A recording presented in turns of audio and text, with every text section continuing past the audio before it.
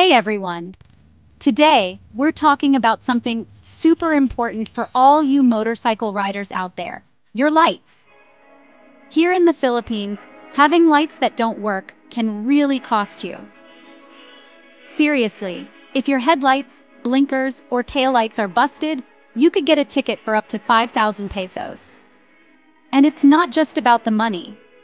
It's about keeping yourself safe out there on the road. So, before you hop on your bike, take a second to check those lights. Ride safe and be smart.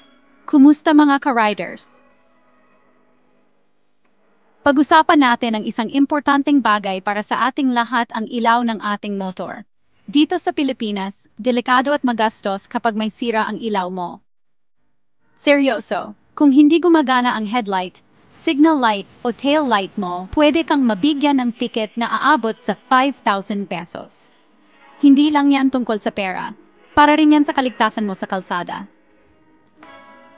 Kaya bago ka sumakay, tignan mo muna kung gumagana lahat ng ilaw mo. Mag-ingat sa pagmamaneho at mag-ingat lagi.